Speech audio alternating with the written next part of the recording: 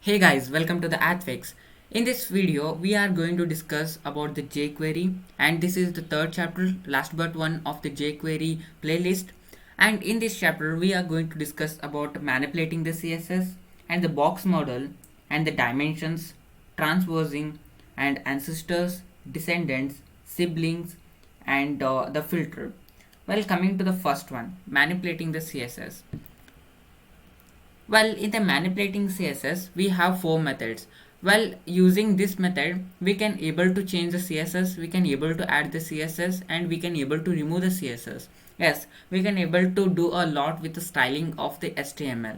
First of all, here we have add class. Whenever I use add class, we have already created a bunch of classes in the CSS. We just take one class and add between here using the two inverted commas, and it is going to add that class and that style to the element which we have selected using the add class. And under the remove class, we can able to remove what we have selected. For example, here we have add class. Whenever we remove the original class which or the original style which the element of HTML have, it is restored, and we can able to remove this if we have added any classes. And under the toggle classes, we can able to toggle between add class and remove class. First of all, we have already a class, we have already a style which an element has, and we can able to add that class and remove that class using the toggle class. At last, we have the CSS. Under the CSS, we can able to set the style attribute, just like we have done in the JavaScript ES6, in which we used to add document.getElement by id dot style, and we used to add the styles. That's quite complicated, but using the CSS we can able to add a lot. There is another we can call replica, or another method which is quite easier than this CSS, in which we have the attribute. We have already discussed the ATTR attribute, in which we are going to add the links or the attributes like a style and source, and we have href. At that mode of time, if you add there, it is quite easier than this CSS. Well, now I am going to discuss about manipulating the CSS. In the manipulating CSS, we have discussed about add class, remove class, and toggle class and CSS. First of all, I go with add class. For adding any class, we have to create an HTML tag. Here we have tag p, and which is with the ID test, and it has some inner HTML, or you can say text word. And here I am going to create a button, and under the button I am going to add click, and I just save it. In the CSS, I am going to add an event whenever user clicks the button. For that, I have to mention button, and we have to mention dot click, and function. Under the function, this is how it works. First of all, we have selected the button. Whenever user clicks the button, you have to occur this event, and here we are going to select that test hash test. Well, test is present here. I am going to select this specific HTML tag using the test, and I am going to add dot add class, and we have to create a class in CSS. I have already created a class called it is a class because it has a dot here, and if we have a font size of 50 pixel and font weight bolder, and we have color light blue, which is under this class name call. And I just save it here in the JS. I just save it in the add class. I'm going to add that class call, and I just save it, and here I just reload the site. We have click. Whenever user clicks it, the class is added to this world. As you can have a look at here, the class is added to this world, and therefore the font size become 50 pixel, font weight become bolder, and the color become light blue because we have added class to it. And this is how the add class works. You just have to create a class here in the CSS, and you just have to add the class here. And now I'm going to show you remove class. It only removes those classes which are added, means it is only going to remove this, not the class which you already declared in the o.js. No, means here you have test. If I mention hash test, like hash test, and I mention color equal to red, it is not going to remove this class, means, or this id, because it is directly attached with this id. It is not going to remove that, but it is going to remove this because it is added using the jQuery. And to show you remove class, I just create another p button, or a b bold button, under which I am going to add remove, and I just save it here in the JS. I just copy this code and paste it here, and whenever user clicks that bold button, it has to remove this class. Therefore I am going to add remove. I just save it and comes here and just reload the site. Well, whenever user clicks it, it is going to get bolder. Well, I just remove this hash test. I just save it and I just reload the site. Whenever user clicks it, it is going to get a bolder font with a font size 50 pixel and the color light blue. And whenever the user clicks remove, it is going to remove the class, and it doesn't have any font weight or font size heavier. And this is how we go with the remove class. And next we have the toggle class. Whenever we use toggle, it is going to add or remove that specific class. For example, here I am going to use toggle class. I just save it and comes here. I just reload the site, and whenever user clicks it, it is going to give the class. Whenever user re-clicks it, it is going to remove that specific class, as you can have a look at here. And this is how we go with the toggle class. And next we have directly adding the CSS. We can go with CSS, and we have to have brackets under which we have to have the curly braces, and under the curly braces you have to mention that styling. And the styling is quite complicated. Here you have to mention the color, and whatever word you find, you have to mention it in the format of string. For example, like this. And here you have to come and you have to just reload, and you got the red color. And to mention different properties, you have to mention like this background color, and you have to mention it as red, or I just remove it as black. I just save it and I just reload the site. As you can have a look at here, we got the background color equal to black and the text color equal to red. And well, it is quite complicated to give the CSS using this CSS style. You can directly use the attribute style. For example, here I mentioned attr, and under which I am going to add the style, and you have to just give the styling just like you give in normal CSS file. Color red, background color black, and you have to just save it and comes here, reload the site, click. Well, you can have these all things without using that complicated CSS, just using the style. And this is all about manipulating the CSS. Next, moving to the box model. Well, whatever element you create in the HTML, there is some width, height, and border, padding, margin are automatically generated with it. For example, if you add a p element like a p tag, if you create a p tag, then this height and width are created automatically. Along with that, there is a padding which is also created automatically, and along with the border and the margin. And the distance between this top and the bottom is termed as the height of the element, and the distance between this left to this right is termed as the width of that specific element.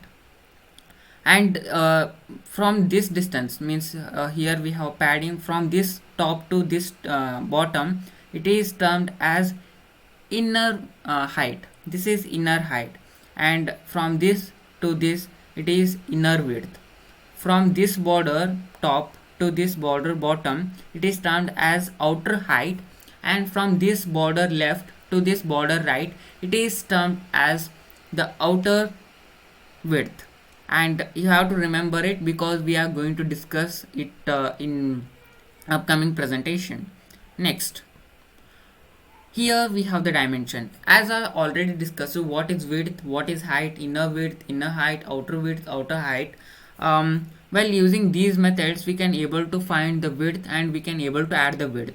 If you add something here like 20 pixel, 30 pixel, it is going to add the 20 pixel of width to that specific element. 20 pixel height or 20 whatever you add, that height is added to that specific, and we can able to add inner width. Whenever I mention inner width, along with the width it is added with the padding, means padding plus width.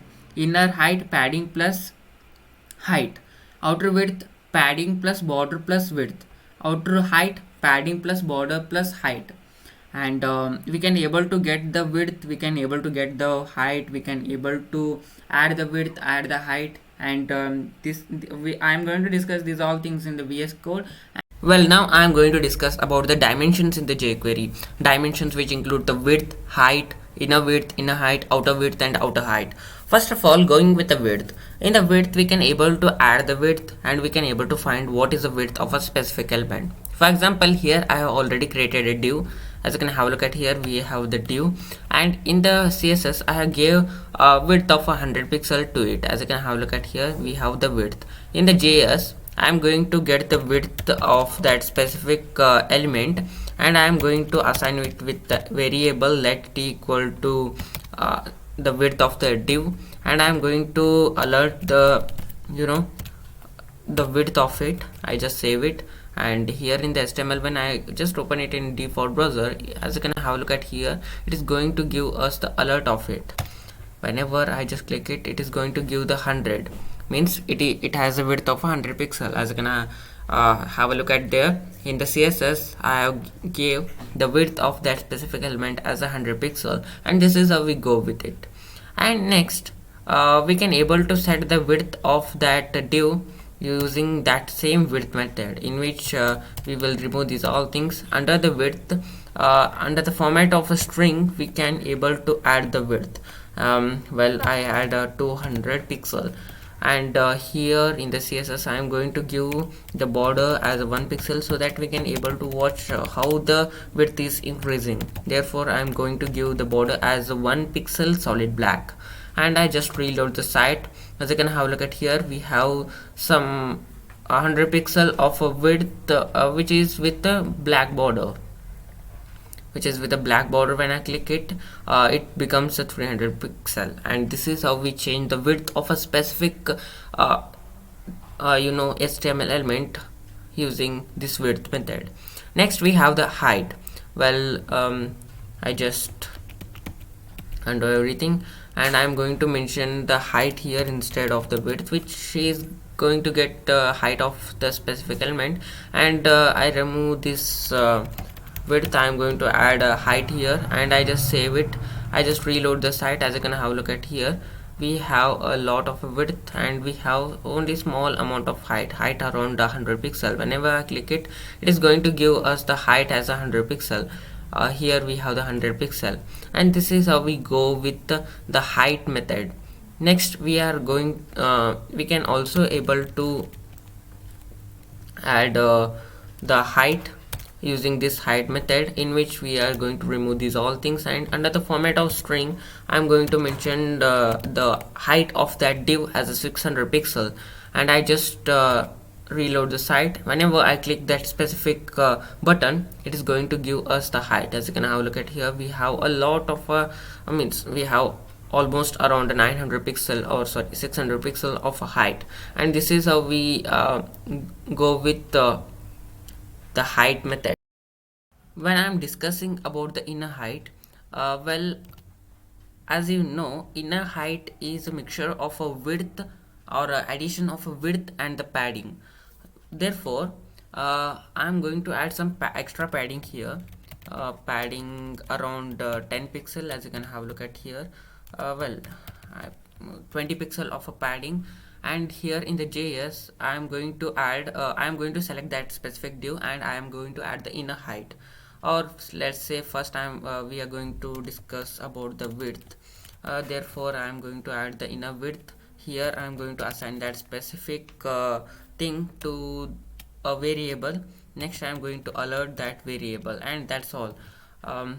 In here I'm going to reload the site. As you can have a look at here, we have extra 20 pixel of padding. Whenever I click it, well, it is going to add the width. Because we have the width which is 100 pixel, well, first of all I mentioned the width. I am going to change this height as a width, and I just save it. And well, as you can have a look at here, we have a padding of 20 pixel, and the width is around 100 pixel. When I am talking about a padding here, padding is means it is all surrounded by this. We mention 20 pixel, here we have 20 pixel, here we have 20 pixel, on top we have 20 pixel, and at the right corner it is 20 pixel. Therefore when I am talking about a width, along with the width, the padding which is around left and padding which is around right are also added along with it. Therefore whenever I click it, along with that 100 pixel, it is going to add 220 pixel padding. Therefore it is showing us the 140 pixel. Means, as I have explained, it is going to add the left padding as well as right padding. Therefore it is going to give us a 140 pixel. And this is how we go with the inner width. Now we have the inner height. I just remove this, and we have the inner height, and I just save it. And in the CSS I am going to remove this width, and I am going to add the height is around 100 pixel, and padding is 20 pixel. And this mode of time, along with this height, it is going to consider the padding of a top and padding of the bottom, which is 20 pixel 20 pixel, means 40 pixel plus height. It is going to give us the inner height, and I just save it. And here I just reload the site. Well, reload the site. As you can have a look at here, we have the height. Whenever I click it, well, it is going to give us 100 pixel of a height plus 40 pixel of padding. And this is how we go with inner height and inner width. Well, now I am going to discuss about the outer height and outer width. In the outer height and outer width, it is going to consider padding along with the border. For example, when I just remove this height and I just add the outer, as you can have a look at here in the CSS, we have border also, border of 1 pixel. Means whenever I am considering about height, there are two borders on the border top and border bottom, and padding is border top, padding top and padding bottom. Means totally we are considering two padding and two border. Two border means 2 pixel, we have 1 pixel means 2 pixel, and 2 padding means 20 pixel of 2 is 40 pixel. Means totally we have the outer width as 42 plus the height is 100, means totally we have 142 of outer width. Whenever I just reload the site, click here, you are going to get 142. As you can have a look at here, we are going to get 142. At the same mode of time, when I mention the width, width as around 100 pixel, and comes here and remove this height and mention the width, it is going to give us, you know, the outer width. Well, whenever I click it, it is going to give us the outer width. Well, it is going to give us the outer width. I just reload the site. Well, 142, as you can have a look at here. And this is how we go with the dimensions in the jQuery. Well, do subscribe our channel for regular updates. Thank you.